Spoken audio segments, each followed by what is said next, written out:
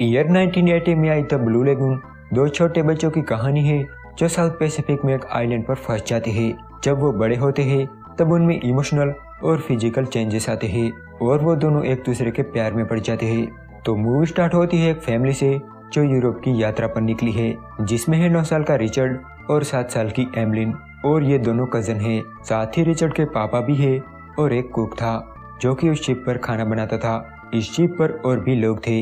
तभी अचानक शिप पर आग लग जाती है, जिससे पैडी जो कि एक कुक था वो बच्चों को लेकर एक छोटी बोट में बैठ जाता है।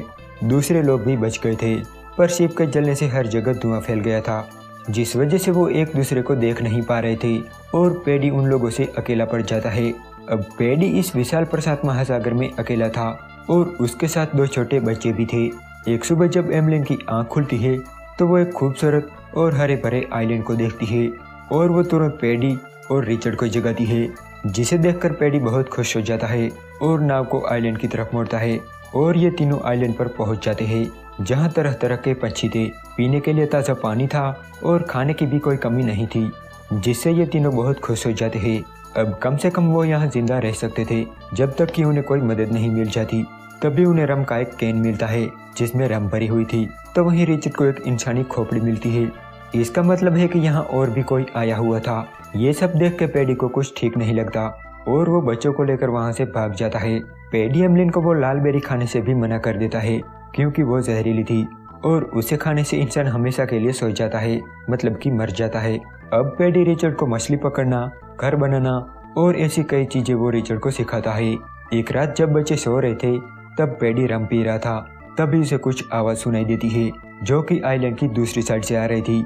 तो अगली सुबह पैडी उस जगह देखने के लिए जाता है जहां उसे एक पत्थर पर मांस और खून दिखाई देता है। ये देख के वो तुरंत वहां से भाग जाता है और रात को बच्चों को आइलैंड की दूसरी साइड कभी न जाने की चेतावनी देता है। अब उस आइलैंड पर कुछ न कुछ तो ऐसा था जिससे पैडी डर रहा था। एक रात पैडी बहुत शराब पीता है। वो थोड़ी देर बच्चों के साथ डांस करता है और फिर नशे में वहीं सो जाता है, जिसे देखकर बच्चे भी सोने चले जाते हैं। लेकिन रात को जब पैडी जागता है तो वो रम का कैन लेकर पास वाले आइलैंड पर चला जाता है। सुबह जब रिचर्ड और एमलिन उठते हैं तो वो पैडी को ढूंढने लगते हैं और उन्हें वो दिख जाता है और वो दोनों नाव लेकर उसके पास पहुंचते हैं, जहां वो देखते हैं कि पैडी मर चुका है। ये देख के बच्चे बहुत डर जाते हैं। वो उसे वहीं छोड़कर चले जाते हैं। अब पैडी के चले जाने के बाद वो बच्चे बहुत अकेले हो गए थे। उस रात एमलिन रिचर्ड से कहती है कि उसे दूसरे आइलैंड पर ले चलो। तो अगली सुबह वो अपना कुछ सामान लेकर उस आइलैंड को छोड़कर पास वाले आइलैंड पर चले जाते हैं, जहां वो पैडी की सिखाई हुई बातों को फॉलो करते हैं। वो अपने लिए घर बनाते हैं और ऐसे ही वो अपना वक्त बिताने लगते हैं और ऐसे ही कई साल बीत जाते हैं। अब वो काफी बड़े हो गए थे। उन्होंने यहाँ रहना सीख लिया था और वो दोनों खुश भी थे। अब क्योंकि वो बड़े हो गए थे इसीलिए वो एक दूसरे की तरफ अट्रैक्ट हो रहे थे। अपनी बॉडी में आए फिजिकल चेंजेस की वजह से वो जाने अनजाने में एक दूसरे को नोटिस करने लगे थे, पर उन्हें ये फीलिंग समझ ही नहीं आती थी और ना ही वहाँ कोई होता जो उन्हें ये फीलिंग समझा सके। उनके लिए ये एहसास एकदम नया और तनावपूर्ण था। एक दिन जब एमलिन स्विमिंग कर रही थी तभी वो पानी में ब्लड देखती है, जिसे देखकर वो बहुत डर जाती है और वो तुरंत रिचर्ड को आवाज लगाती है, पर बाद में वो देखती है कि वो ब्लड उसकी बॉडी से ही आ रहा था। दरअसल ये उसका पहला पीरियड था। जब रिचर्ड वहां आता है तो वो पानी में ब्लड देखता है और वो एमलिन से पूछता है कि क्या हुआ, पर एमलिन उसे वहां से चले जाने को कहती है। बाद में रिचर्ड एमलिन से पूछता है कि वो ब्लीडिंग क्यों हो रही थी। तब एमलिन कहती है कि मुझे नहीं पता।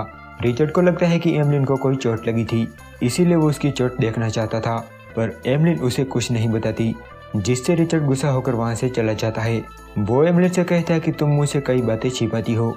जैसे जैसे वक्त बीतता है ये दोनों और भी एक दूसरे की तरफ अट्रैक्ट होने लगते हैं। एमलिन रिचर्ड की बॉडी को देखती रहती थी तो वहीं रिचर्ड भी एमलिन को देखा करता था। एक दिन रिचर्ड और एमलिन को दूर कहीं ड्रम बजने की आवाज सुनाई देती है तो एमलिन वहां देखने के लिए जाती है और यहाँ रिचर्ड मछली पकड़ रहा था। जब वो आइलैंड पर चढ़ के देखती है तो उसे पता चलता है कि वो आवाज दूसरे आइलैंड से आ रही है, जिसे वो लोग छोड़कर यहाँ आ गए थे। एमलिन थोड़ा और आगे जाती है जहाँ उसे मूर्ति नजर आती है। जब वो उसके पास जाती है तो उसे वहाँ खून दिखाई देता है।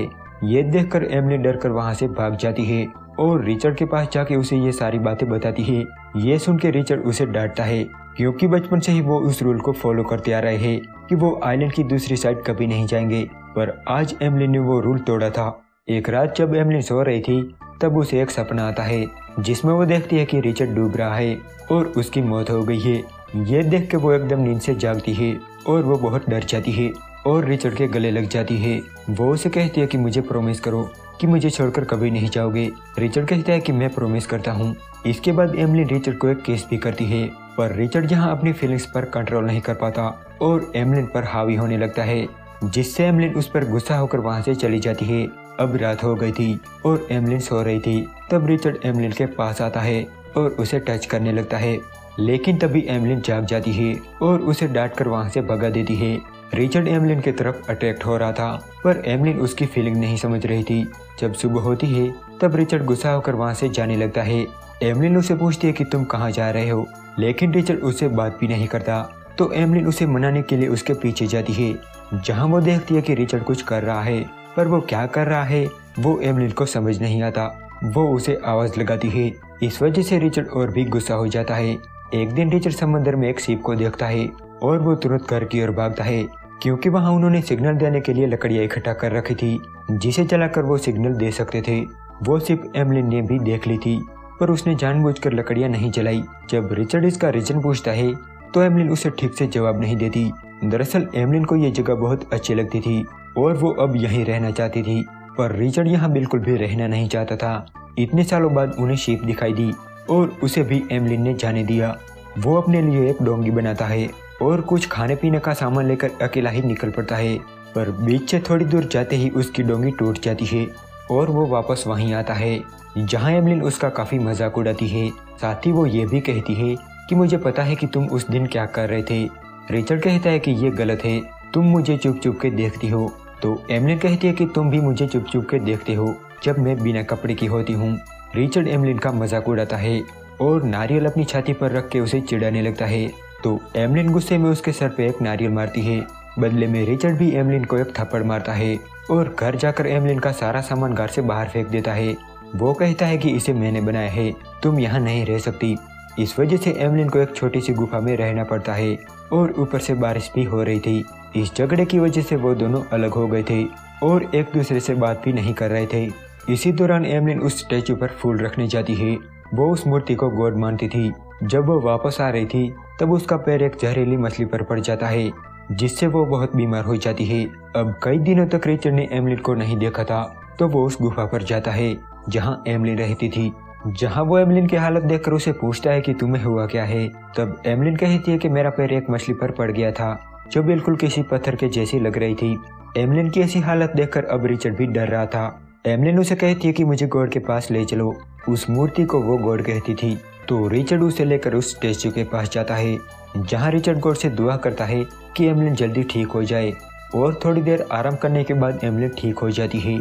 अब वो दोनों उस बहस को बुलाकर बातें भी करने लगे थे। वो वापस से एक दूसरे के साथ टाइम स्पेंड करने लगे, बल्कि अब तो वो कुछ ज्यादा ही साथ रहने लगे। एक दिन वो दोनों एक साथ बैठ के फ्रूट खा रहे थे। तभी बातों बातों में वो दोनों क्लोज आ जाते हैं और एक दूसरे को किस करते हैं और इसके बाद ये दोनों इंटीमेट भी होते हैं। पहली बार उन्होंने उस फीलिंग को समझा था और उसे महसूस किया था। अब वो दोनों बहुत खुश थे और दिन में कई बार रोमांस करते थे। ऐसे ही कई दिन बीत जाते हैं। एक दिन रिचर्ड देखता है कि एमलिन की तबीयत कुछ ठीक नहीं है, जिस वजह से एमलिन भी अब रिचर्ड को टाइम नहीं दे पा रही थी। तब रिचर्ड उसे कहता है कि क्या तुम मुझे अब प्यार नहीं करती, क्या मैं तुम्हें अच्छा नहीं लगता। तब एमलिन कहती है कि ऐसी बात नहीं है, मैं बीमार हूँ, मुझे लगता है कि मेरे पेट में कुछ है। रिचर्ड एमलिन के पेट पर हाथ रखता है तो उसे कुछ मूवमेंट महसूस होती है। वो एमलिन से कहता है कि तुमने इस तरह से अपना पेट कैसे हिलाया। एमलिन कहती है कि मैंने नहीं हिलाया, ये अपने आप हो रहा है। दरअसल एमलिन प्रेग्नेंट थी, पर वो दोनों इस बात से अनजान थे। एक शाम रिचर्ड को कुछ आवाज सुनाई देती है और वो भागकर तुरंत वहां पहुंचता है, जहां वो देखता है कि इस आइलैंड पर उन दोनों के अलावा कोई और भी था। दरअसल वो यहाँ के स्थायी आदिवासी थे जो हर बार यहाँ अपनी रस्म पूरी करने आते थे और इस बार भी वो अपने दुश्मन की बलि अपने भगवान को चढ़ाते हैं। ये देख के रिचर्ड डर के तुरंत वहाँ से भाग जाता है। जब वो वापस आ रहा था तब उसे एमलिन की चीखें सुनाई दे रही थी। दरअसल एमलिन एक पेड़ के नीचे अपने बच्चे को जन्म दे रही थी। वो रिचर्ड की मदद से एक बच्चे को जन्म देती है, जिसे देखकर वो दोनों खुश हो जाते हैं। वो उसे घर ले आते हैं, पर वो बच्चा रोए जा रहा था। रिचर्ड कहता है कि ये भूखा है। वो उसे पानी और खाना खिलाने की कोशिश करता है, पर इतना छोटा बच्चा ये सब ना ही खा सकता था और ना ही पी सकता था। अब उन दोनों को समझ नहीं आ रहा था कि वो क्या करे। तब एमलिन उसे अपनी गोद में लेके अपना दूध पिलाने लगती है और वो बच्चा शांत हो जाता है। वो एक लड़का था और उन्होंने पैडी की याद में उस बच्चे का नाम भी पैडी रखा था। उसके बाद रिचर्ड एमलिन को डांटता है और फिर कभी आइलैंड की दूसरी साइड न जाने की चेतावनी देता है। एक दिन रिचर्ड नाव लेकर उस पुराने आइलैंड पर जाता है जहां पैडी का कंकाल पड़ा था। वो उस कंकाल को देखकर शरीर की बनावट को समझता है। उन दोनों के बीच आए उस नए मेहमान की वजह से वो दोनों बहुत खुश थे। वो हमेशा उसे प्यार किया करते थे। ऐसे ही कुछ महीने बीत जाते हैं और वो बच्चा अब बड़ा हो गया था। एक दिन जब वो तीनों बीच पर खेल रहे थे तब रिचर्ड के फादर उस आइलैंड पर पहुंचते हैं। वो रिचर्ड को देख लेते हैं पर उन्हें लगा ये यहाँ के स्थायी निवासी है तो वो वहाँ से चले जाते हैं। रिचर्ड और एमलिन ने भी उस बोट को देख लिया था पर अब वो वापस घर जाना नहीं चाहते थे। वो यहाँ बहुत खुश थे। एक दिन वो लोग उस पुराने आइलैंड पर पहुंचते हैं जहाँ वो पैडी के साथ पहली बार आए थे। वहाँ जाके वो पुरानी चीजों को देखकर अपने बीते हुए कल को याद करते हैं। इसी बीच वो बच्चा उस जहरीली बेरिस को तोड़कर उस बोट में रख देता है जिसका उन दोनों में से किसी को पता नहीं था। वापस आते टाइम वो बच्चा गलती से नाव की पतवार को पानी में गिरा देता है तो एमलिन उसे लेने की कोशिश करती है पर वो उस तक पहुंच नहीं रही थी। तो वो रिचर्ड को आवाज लगाती है जो पीछे कुछ फ्रूट्स लेने रह गया था। वो आता है और पानी में कूद जाता है पर तभी एमलिन देखती है कि उसके पीछे शार्क आ रही है। अब उसे बचाने के चक्कर में एमलिन दूसरी पतवार भी शार्क को फेंक के मारती है। रिचर्ड को तो वो बचा लेती है पर अब बिना पतवार के उनकी बोट तैर के उस आइलैंड से दूर जा रही थी और देखते ही देखते वो समुद्र में बहुत अंदर चले जाते हैं। उनके पास ना खाना था और ना ही पानी। वो लोग तो भूख प्यास बर्दाश्त कर सकते थे पर उनके साथ छोटा बच्चा था और उन्हें उसकी ही फिक्र हो रही थी। ऐसे ही 1-2 दिन बीत जाते हैं। भूख की वजह से वो बच्चा बेरी खा लेता है जिसे एमलिन देख लेती है पर अब कोई फायदा नहीं था। तब रिचर्ड वो बेरी उठाता है और आधी एमलिन को देता है और आधी खुद रखता है। वो फैसला करते हैं कि वो भी उस बच्चे के साथ अपनी जान दे देंगे पर वो बच्चा अभी भी जिंदा था, बस वो सोया हुआ था क्योंकि उसने बहुत ही कम बेरी खाई थी। पर ये लोग बेरी खा लेते हैं और सो जाते हैं। तब रिचर्ड के फादर को उनकी नाव दिखती है और वो तुरंत उस नाव के पास पहुंचते हैं जहां एक आदमी उन्हें बताता है कि वो लोग जिंदा है, बस सोए हुए हैं। और यहाँ ये मूवी एंड हो जाती है। इस मूवी का दूसरा और तीसरा पार्ट में पहले ही एक्सप्लेन कर चुका हूँ। अगर आपने नहीं देखे तो आप देख सकते हो। और इस मूवी को भी मैं पहले ही एक्सप्लेन कर चुका हूँ पर कुछ रीजन की वजह से मुझे सारी वीडियोस डिलीट करनी पड़ी। तो उम्मीद है आपको वीडियो ज़रूर पसंद आई होगी। अगर वीडियो पसंद आई हो तो प्लीज़ एक लाइक ज़रूर कर देना।